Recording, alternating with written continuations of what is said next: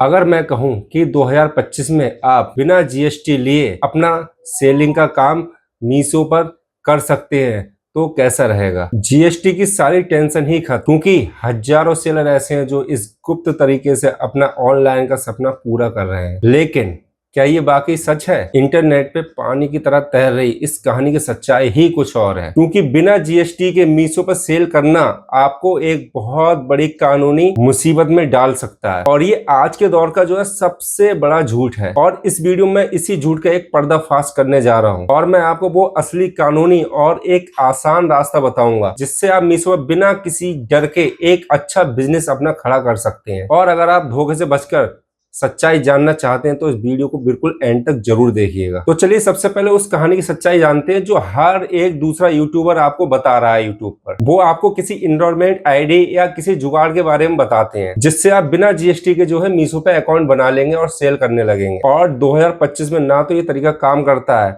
और ना ये बिल्कुल लीगल है, ठीक है, क्योंकि सरकार के जो नियम है वो बिल्कुल पानी की तरह साफ है। ई कॉमर्स या ऑनलाइन जो सेलिंग करने वाले हर व्यक्ति के लिए आज की डेट में जीएसटी लेना बहुत ही ज्यादा अनिवार्य हो गया है, ठीक है, इंपॉर्टेंट हो गया है। और ये जो नियम है ये उन लोगों पर भी लागू होता है जिनका एक साल का टर्नओवर 40 लाख या 20 लाख से कम है। इसमें ऑनलाइन दुकानदारों को जो है टर्नओवर में छूट मिलती है। लेकिन आप मीशो, फ्लिपकार्ट, अमेजोन पर एक भी प्रोडक्ट बेचना चाहते हैं तो आपको पहले दिन से ही जीएसटी नंबर चाहिए होगा। तो फिर ये इनरोलमेंट आईडी वाली कहानी आखिर आई कहां से? ये एक सिर्फ अस्थायी टेम्पोररी सिस्टम है जिसे सरकार अब लगभग मुझे लगता है कि बंद करने ही वाली है। मीशो ये आपसे कहता जरूर है कि आप जो है बिना जीएसटी के अपना जो सेलर अकाउंट बना सकते हैं, लेकिन और जो है नया सेलर जिससे ई कॉमर्स का बिजनेस स्टार्ट करना है, ठीक है, वो वीडियो को देखकर उससे इन्फ्लुएंस होके क्या है मीशो पे जाता है और जो यूट्यूब पे जाता है वहां से देखता है इनरोलमेंट आईडी कैसे जनरेट करनी है। वो किसी तरीके से इनरोलमेंट आईडी जनरेट कर लेता है क्योंकि यूट्यूब पे इसकी हजारों वीडियो भरी पड़ी हैं, ठीक है। वहां से इनरोलमेंट आईडी जनरेट करने के बाद फिर वो सीधे मीशो के सेलर पैनल पे जाता है, वहां उसे रजिस्टर कर लेता है, ठीक है, विदाउट जीएसटी रजिस्टर कर लेता है। फिर उसके बाद वो क्या करता है, सोचता है कि अब क्या है, मुझे सिर्फ प्रोडक्ट लेके आना है। अब वो कोई वीडियो देख लेगा जिसमें उसे लगेगा कि ये मेरा विनिंग प्रोडक्ट है, ये प्रोडक्ट मुझे पसंद है, ये ज्यादा बिक रहा है, तो वो क्या करेगा, उसकी इन्वेंट्री ले आएगा, ठीक है, 100, 200, 500 में उसकी इन्वेंट्री ले आएगा, इतनी क्वांटिटी में इन्वेंट्री ले आएगा। अब क्या करेगा, फिर वो सोचता है कि लाओ वीडियो देख लूं, क्योंकि देखिए आज की डेट में आप किसी भी टॉपिक से रिलेटेड वीडियो आपको यूट्यूब पे मिल जाएगी, आसानी से मिल जाएगी, ठीक है। तो उसमें कुछ लोग फेक भी बनाते हैं, कुछ रियलिस्टिक भी बनाते हैं वीडियो, ठीक है, असली वीडियो भी बनाते हैं। उससे क्या है, वो कहीं ना कहीं से देख दाख के या किसी का पेड कोर्स ले लेगा, ठीक है, पेड कोर्स लेके सीख लेगा, या किसी वीडियो को देख के उसको मान लीजिए लिस्टिंग भी कर लेगा। मैं कहता हूँ लिस्टिंग भी उसने कर लिया। अब क्या है, मीशो आपको ये तो बताता नहीं है कि इसमें आपको जो है एडवर्टाइजमेंट का जो है सेक्शन नहीं मिलेगा, प्रमोशन का इसमें आपको सेक्शन नहीं मिलेगा, ठीक है, वो ये नहीं बताता है ना। ये कहता है कि आपकी इसमें 100% ग्रोथ है। जैसे मैं जीएसटी के थ्रू करता हूँ और ऐसे मेरे बहुत से सब्सक्राइबर हैं जिन्होंने अभी जीएसटी बनवाई है, और कुछ लोग जीएसटी बनवाने को दे चुके हैं, ठीक है। तो मैंने जो वीडियो बनाई है उसे देख के वो लोगों ने अपने डॉक्यूमेंट्स सारे तैयार किए, फिर उनकी जीएसटी आराम से बन के आ गई। जैसे लोग मुझे कमेंट करते हैं कि आपने जो हिडन डॉक्यूमेंट भी बताए थे वो चाहिए थे, हमने पूरे प्रॉपर तैयार करके दिए, तो हमारे में किसी तरीके का कोई जीएसटी बनने में इशू नहीं आया। तो कुछ लोग जीएसटी से कर रहे हैं, और बाकी मेरे पास जो भी कमेंट आता है मैं उनसे कहता हूँ भाई विदाउट जीएसटी बिल्कुल मत कीजिएगा, ठीक है। तो चलिए अपने टॉपिक पे आते हैं। तो वो क्या करता है, लिस्टिंग कर ली भाई उसने। अब वो इंतजार करता है कि यार मेरा ऑर्डर कब आएगा कब आएगा। वो क्या करता है इसी बीच में कि अपने पास से 1-2 ऑर्डर करवा लेता है, या अपने परिवार से 1-2 ऑर्डर करवा लेता है, ठीक है। फिर भी उसके ऑर्डर नहीं आते हैं। एट दी एंड उसे क्या करना पड़ता है, अपना जीएसटी लेना ही पड़ता है, क्योंकि वो इन्वेंट्री लेके आ चुका है। अब उससे क्या होता है, जैसे शेर के मुंह खून लग जाता है, ऐसे ही नए सेलर के मुंह भी क्या है, सेलिंग का खून लग जाता है कि भाई मुझे ऑनलाइन सेल करना है, तो उसे जीएसटी फिर एंड में बनवाना ही पड़ता है। और ये मैं इतने दावे से इसलिए कह रहा हूँ क्योंकि मैंने भी बिना जीएसटी के ही ये इस बिजनेस को स्टार्ट किया था, और खुद से एक ऑर्डर किया था, वही आया था, और मेरा कोई भी ऑर्डर उस पर नहीं आया। मुझे आखिरकार जीएसटी बनवाना ही पड़ा।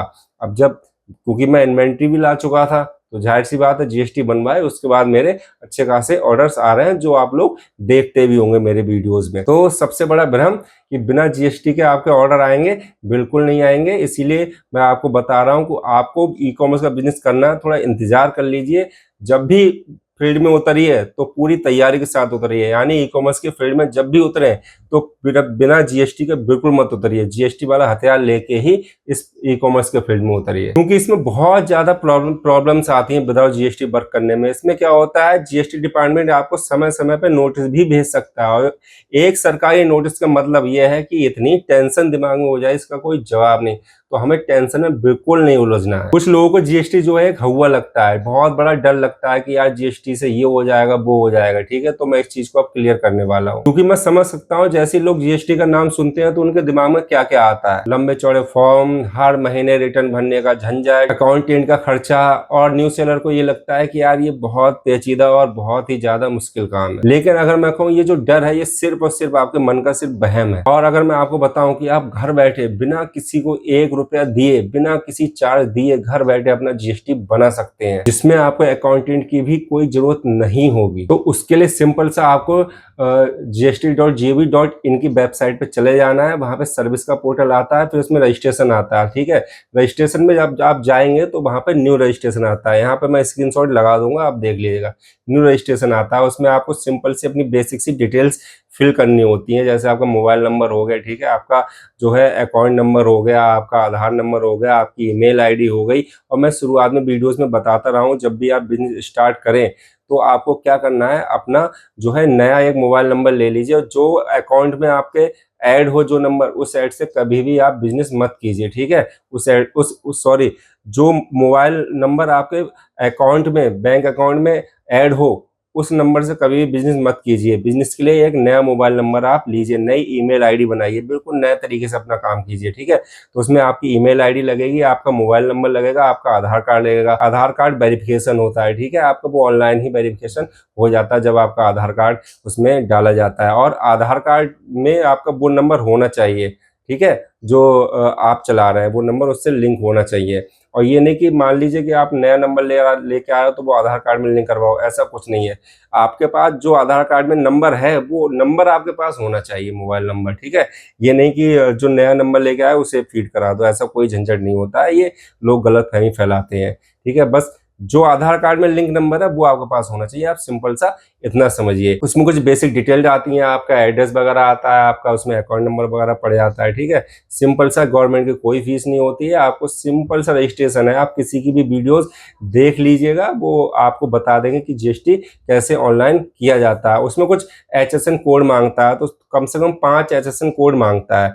HSN कोड मतलब कि आप जो भी सामान बेचना चाहते हैं उसकी एक आईडी होती है। जैसे कोई कैटेगरी होती है, हर कैटेगरी का एक HSN कोड होता है, ठीक है। जैसे कपड़ों का HSN कोड अलग होता है, इलेक्ट्रॉनिक्स का अलग होता है, ठीक है, होम डेकोर का अलग होता है। इन सब चीजों का HSN कोड होते हैं जो आप गूगल करोगे तो जैसे HSN code for cloth category, तो उसका HSN कोड आ जाएगा। ऐसे ही आप 5 HSN कोड उसमें फीड करिएगा, ठीक है, उसमें ऑप्शन आता है सब। उसके बाद सिंपल से सबमिट वगैरह कर दीजिएगा। आप एक कोई भी वीडियो देख लीजिएगा, यूट्यूब पे मिल जाती है आपको, वहां से आप जीएसटी रजिस्ट्रेशन फ्री में कर सकते हैं। लेकिन मैं आपको सजेस्ट बस यही करता हूँ कि यार मुझे ना ज़्यादा ये नोटिस वगैरह चक्कर में फंसना अच्छा नहीं लगता है, इसलिए मैं आपको सजेस्ट करता हूँ कि भाई आप इन स्टेप्स को पूरा करके भी आप जीएसटी बनवा सकते हो। लेकिन भाई मैं जो चाहता हूँ, ठीक है, मेरा जो फंडा है वो सिंपल सा ये है कि जो व्यक्ति एक्सपर्ट है इन कामों में उसी से काम करवाओ। ये आप बिजनेस में तो आ ही रहे हो तो आपके 1000-1500 रुपए ही खर्च होने हैं, इससे ज़्यादा खर्च नहीं होने हैं, ठीक है। लोग 4-5 हज़ार रुपये बताते हैं, 4-5 हज़ार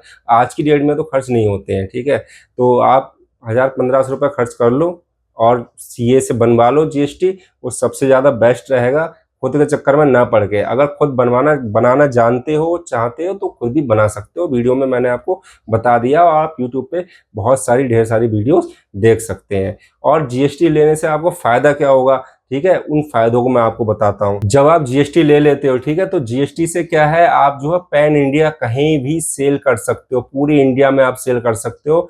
वहीं विदाउट जीएसटी आपको सिर्फ आपका जो स्टेट है आप उसी में सेल कर सकते हो, पैन इंडिया से आपको ऑर्डर नहीं आने वाले हैं। तो विद जीएसटी विदाउट जीएसटी में ये अंतर है। दूसरा हमारा क्या फायदा होने वाला है, यहाँ पे आपका जो बिजनेस है वो कानूनी तौर पे जो है रजिस्टर्ड हो जाएगा, और भविष्य में कभी आपको बिजनेस लोन लेने की आवश्यकता पड़ती है तो आपको बिजनेस लोन जो है जीएसटी नंबर लगा के आसानी से मिल जाता है। तीसरा जो हमारा फायदा है उसमें वो मिलता है आपको इनपुट क्रेडिट। इनपुट क्रेडिट क्या होता है, ठीक है, इनपुट क्रेडिट ये होता है, मान लीजिए आप किसी सप्लायर से कोई सामान उठा के लेके आए हैं, ठीक है, तो उसमें आपका 18% जीएसटी गया है, 18% जीएसटी गया है। मैं एग्जांपल के तौर पे ये मान लेता हूँ कि 200 रुपए आपका जीएसटी उसमें चला गया है, ठीक है। अब क्या है, अब आप आए, आपने लिस्टिंग वगैरह की उस प्रोडक्ट की, आपकी सेल आई, तो आपका टोटल जो जीएसटी बन रहा है वो बन रहा है 500 रुपए। तो आपको पूरा 500 रुपए जीएसटी पे नहीं करना है, क्योंकि आप उसमें से क्या है 200 रुपए जीएसटी जो है सरकार को पहले ही पे कर चुके हैं। तो आपको अब जीएसटी सिर्फ 300 रुपए पे करना होगा, क्योंकि 200 रुपए सरकार के पास आपके ऑलरेडी हैं, जो आप पहले उस प्रोडक्ट को खरीद के दे के आए हुए हैं। तो ये आपको इनपुट क्रेडिट मिलता है। आई होप आपको ये समझ में आया होगा। बहुत आसान तरीके से मैंने आपको बताया कि इनपुट क्रेडिट क्या होता है। तो दोस्तों, स्मार्टनेस जीएसटी को नजरअंदाज करने से नहीं है। स्मार्टनेस आपकी जब साबित होती है, अगर आप बिजनेस में उतरने आए हैं तो आप जीएसटी बनवाएं, विदाउट जीएसटी वर्क ना करें। तो दोस्तों, आज हमने सीखी 2025 में मीशो पर बेचने की सीक्रेट ट्रिक, और वो ट्रिक किसी जुगाड़ या शॉर्टकट में नहीं, बल्कि सही और कानूनी रास्ते पे चलने में है। क्योंकि बिना जीएसटी के बेचने वाला सपना जो है वो सिर्फ और सिर्फ एक धोखा है, जो आपको एंड में मुसीबत में डाल सकता है। तो दोस्तों, अगर आपको ये वीडियो पसंद आया है तो वीडियो को लाइक कीजिए, शेयर कीजिए अपने उन दोस्तों के साथ जो ई कॉमर्स का बिजनेस स्टार्ट करना चाहते हैं या ऑलरेडी बिजनेस कर रहे हैं, ठीक है। तो उन लोग जो मतलब सोचते हैं कि हम विदाउट जीएसटी वर्क करें, तो उन लोगों को ये वीडियो जाए, उनकी आंखें खुलें, उन्हें कुछ पता चले कि भाई आप बहुत बड़े भ्रम में जी रहे हो। उन लोगों को ये शेयर जरूर कीजिएगा, और अगर आप हमारे चैनल पर नए हैं तो हमारे चैनल को सब्सक्राइब कीजिए, वीडियो को लाइक एंड शेयर कीजिए। मिलते हैं नेक्स्ट वीडियो में। राधे राधे।